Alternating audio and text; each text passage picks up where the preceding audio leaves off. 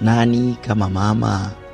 Singomaza mmoja ambaye anafahamika kwa jina la Duga alikuwa na watoto wawili, ambao mmoja alikuwa anafahamika kwa jina la Karen na mwingine alifahamika kwa jina la Alijuni, na alikuwa anawapenda sana watoto wake na alikuwa akiwalea mwenyewe kwa upendo kulikweli, na alikuwa anaishi nao tangu wakiwa watoto wadogo kulikweli, na alikuwa akiwajali na kuwasamini kama mama.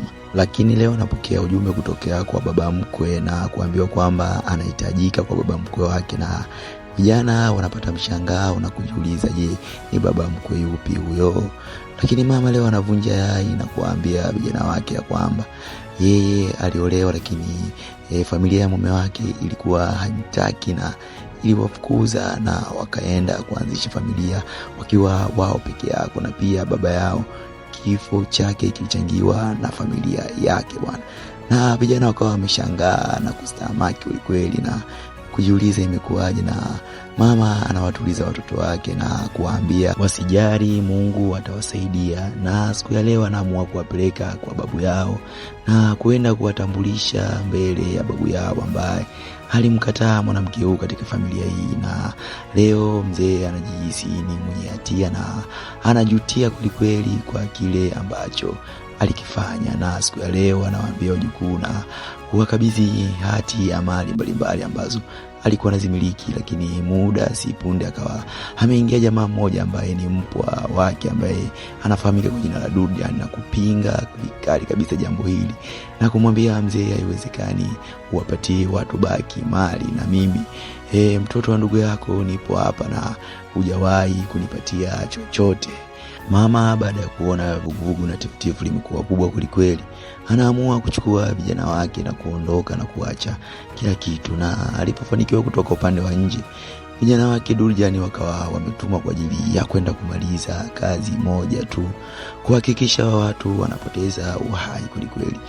Na inakuwa ni balaa zito, vijana wanakuja na majambia, wanaanza kuwashambulia na kuwakatakata kweli na kuwajeruhi ile mbaya.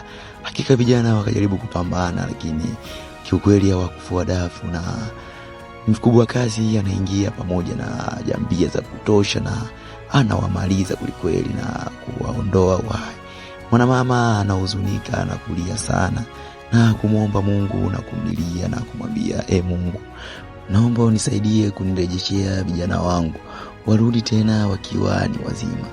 Lakini kiukweli hakika maombi ya mama huyu yanajibiwa, na inasikika sauti ya mtoto akiwa analia, na mama anashtuka na kusikia sauti hii na akatambua moja kwa moja maombi yake yatakuwa yamejibiwa, na akawa amefurahi na kumshukuru Mwenyezi Mungu kwa kile ambacho amemtendea, na akawa na imani ya kuwa ipo siku moja watoto wake watarejea tena katika ulimwengu. Na hakika baada ya miaka mingi kupita, tunafanikiwa kumuona jamaa anayefahamika kwa jina la Karen, na huyu ndio yule kijana ambaye alipoteza maisha ni kipindi kile, na hapa alikuwa kashazaliwa upande mwingine, na alikuwa ni mpiganaji na akiokota maokoto ya kutosha kupitia kazi yake ya upiganaji. Na aliporejea nyumbani alikutana na baba yake ambaye baba yake huyu amekuwa ni mlevi wa kutupwa na mlevi wa kupindukia kweli.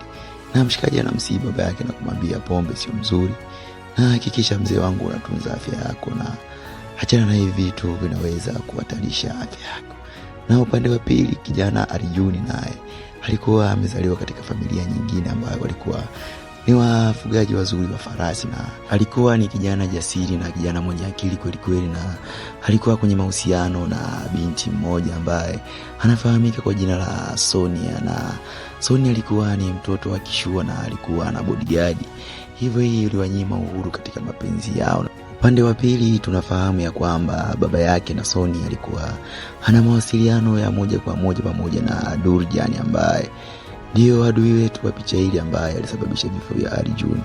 Na leo Alijuni kipindi ambacho alikuwa amelala anaanza kupata njozi za ajabu, na akawa anapata njozi za matukio ya zamani ambayo kiukweli akawa hayaelewi yametokana na nini, na akawa anaota kwa muda mrefu mara kwa mara, akawa anashtuka na kujiuliza hizi ndoto imekuwaje. Na upande wa pili mshikaji wetu ambaye anafahamika kwa jina la Karen, Siku ya leo anaambiwa mzee wake yupo hoi mahututi na kuna pesa ambayo inahitajika kwa ajili ya kumtibia maradhi yake. Na mshikaji wetu anaamua kuingia ndani ya ulingo kwa sababu ndiyo kazi yake ambayo ilikuwa ikimuingizia kipato, na anaamua kuzichapa na mshikaji mmoja kwa ajili ya kuingiza kipato ili apate kumsaidia baba yake. Na upande wa pili tunamuona baba yake na Sonia alikuwa akimwangalia kijana huyu na asitujui ana lengo gani naye. Lakini jamaa yetu akiwa katika ulingo akawa anachezea kichapo cha kutosha. Lakini cha ajabu zinaanza kumtokea njozi za ajabu na akajikuta anachanganyikiwa na kufanya vitu vya ajabu na kuchembeza kichapo cha kutosha kulikweli, mpaka waungwana wakawa wameingilia kati na kumzuia kwa sababu alikuwa anavunja sheria za mchezo. Na wakati alipotoka alikutana na baba yake Sonia, na baba yake Sonia akawa amefanikiwa kumpatia kiasi cha pesa ili aende akamsaidie baba yake hospitalini. Lakini alipokuja kufika hospitalini kiukweli anakuta shuka jeupe likiwa linaandaliwa kwa ajili ya kumfunika, ikimaanisha kwamba ameshafariki. Lakini mzee wetu anafanikiwa kuvutiwa sana na huyu kijana na anaamua kumpa mipango na kumwambia na kuhitaji kijana wangu na mimi nitakulipa pesa unayoitaka. Na leo jamaa baba yake na Sonia anapata ugeni kutokea nchi za nje. Lakini mgeni aliweza kufanikiwa kufika siku ya leo. Anamwambia Sonia kwamba mimi nimesoma na wewe toka tukiwa wadogo na mimi ndio nitakuja kuwa mume wako.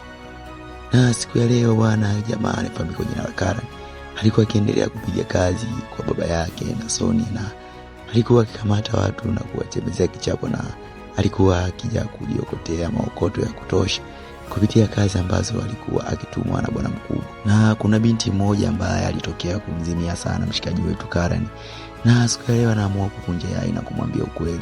Lakini mshikaji anamchana ukweli na kumwambia wewe unaonekana kama unavaa nguo za kiume na kuonekana kama mwanaume.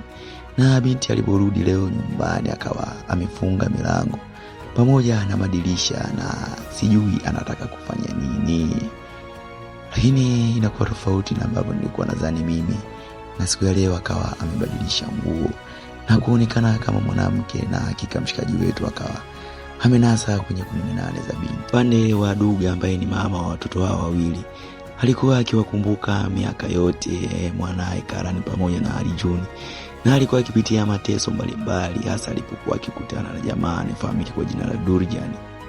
Penzi la Arjun pamoja na Sonia likiendelea kupamba moto, siku ya leo mlinzi anaenda kuchana mkeka na kusema ukweli ya kwamba watu wamekuwa na mahusiano. Binti leo anachezeshia kichapo cha kutosha na baba yake, na baba yake anamwambia ya kwamba wewe tayari nimeshakuandalia mchumba ambaye ni kijana wa Durjan ambaye huyu ndiye atakuoa. Na siku ya leo wanaamua kwenda kufanya vurugu kwa kijana Arjun, na wanaenda kuchezeshia kichapo cha kutosha, lakini vurugu inakuwa ni kubwa, na siku ya leo wanaamua kuamsha na kusababisha majanga, na baba yake Arjun akawa amepigwa risasi, na wakaona haitoshi na wakaamua kutia moto vibanda vyote na kumwacha kijana Arjun akiwa katika majonzi na maumivu makali kweli. Na kijana siku ya leo anampigia baba yake, na ndio tunafahamu ya kuwa kumbe baba yake Durjan ni baba yake mzazi, na huyu kijana alikuwa ni mfanyabiashara mwenzake pamoja na baba yake na Sonia. Na siku ya ndoa inafika bwana, lakini bibi harusi anakuja huko akiwa amekamatwa kweli ili asiweze kuleta shida. Na jamaa mkubwa anaenda kutangaza ndoa ambayo anaenda kumuozesha binti yake kwa kijana wa Durjan. Lakini wakati sherehe na ndoa zikiwa zinaendelea na watu wakiwa wanasherehekea kinachoendelea, kijana Arjun alifika na anaamua kukiamsha na kuamsha vurugu la kutosha, na anamfuata moja kwa moja bwana mkubwa na kuanza kumtembezea kichapo cha kutosha. Lakini kijana Karen anatumwa bana aende akamdhibiti kijana Arjun, na wakajikuta ndugu hao wawili wanaanza kupigana kweli. Na huko nyumbani kwa mama picha inadondoka, na mama anapata hisia kali na hisia mbaya kuhusu watoto wake, huku wakawa wanaendelea kupigana. Lakini mama moja kwa moja akawa amekimbilia katika sehemu ya ibada na kufanya maombi ya kutosha, na maombi yakawa yamesikia kweli, na ukatokea upepo mkali kweli mbele yao, na wote wakabaki wakiwa wamestahamaki kweli. Lakini baba yake na Sonia alipokuja na bunduki, Karen akawa amemzuia na kuanza kumwambia, Harijuni kimbia, Harijuni kimbia. Na maneno haya jamaa alishtuka sana kuyasikia, maana alikuwa akiyasikia katika ndoto zile ambazo alikuwa akilala, alikuwa akiziota. Hii inamwangukia mshikaji wetu Karan baada ya kuonekana anamtetea mhalifu, na polisi wanamchukua na kuondoka naye. Na mshikaji aliamua kumfuata gerezani. Ndugu hao wawili wakawa wakizungumza, na mshikaji akamwambia kuna jambo ambalo analihisi liko tofauti kati yetu, na kuna njozi ambazo nakuwa nazipitia, na nahisi kuna jambo kati yetu. Na upande wa pili, bibi harusi leo, siku ya leo, akawa amebebwa na kuondolewa kwa nguvu, na mshikaji akawa ameoa kwa nguvu kulikweli. Na leo mshikaji wetu Harijuni anaamua kufunga safari na kwenda kufanya utafiti kwa kile ambacho amekuwa akikiota kila siku. Na anafika katika mji wao, na mzee mmoja akawa anamshangaa kulikweli, na walipofuata kwenda kumuulizia habari za pale, na mzee akashindwa kuongea jambo lolote, na mzee akawa ameondoka. Wanaendelea kufanya utafiti katika maeneo, na kiukweli kila mazingira aliyokuwa akipita alikuwa akiona mazingira yale yale ambayo alikuwa akiyaota katika njozi, na kusababisha hadi kichwa chake kikawa kinamuuma kulikweli kila kifikiria yale matukio. Na leo anafika kwa mtu wa dini ambaye alikuwa anahusika katika ile eneo, na jamaa anashangaa kulikweli na kumwambia hakika Mungu ametenda miujiza yake. Na mama baada ya kupata zile habari akawa amekimbia moja kwa moja na kumfuata mwanae, na mtoto akawa anavuta kumbukumbu, na sura ya mama ikawa imemjia kweli, na anafanikiwa kumuita mama. Mama anafurahi na kwenda kumkumbatia kijana wake. Jamaa wetu Harijuni akawa anamwambia ukweli na kumfahamisha kijana ya kwamba sisi tuliwahi kuishi miaka ya nyuma, na hii ni picha yetu sisi hapa tukiwa wote wawili, na tuna mama yetu. Na anafanikiwa kumfikisha kwa mama yao, na akamwambia huyu ni mama yetu na inabidi umpokee. Na mama kiukweli akawa amefurahi kweli kukutana na watoto wake wote wawili, na akawa amelia kwa furaha kweli. Lakini leo watu kazi, baada ya kuambiwa vijana wamerudi katika uhai, wanakuja kutaka kuchukua uhai kwa mara ya pili. Na siku ya leo jamaa yetu Karan anaweza kugundua na kukumbuka matukio yote ya zamani ambayo iliwahi kutokea, na siku ya leo anaamua kuungana rasmi na ndugu yake kwa ajili ya kupambana na hawa washikaji. Na wanaungana ndugu hawa wawili na kuanza kupambana kulipa kisasi, na wakawa wamefanikiwa kuwaangamiza kweli wabaya wao. Na siku ya leo mtu wa kazi Durian anaamua kuingilia kati baada ya kuona vijana wake wameshindwa kumaliza kazi, na unatokea ugomvi na mkomonto wa kutosha kweli.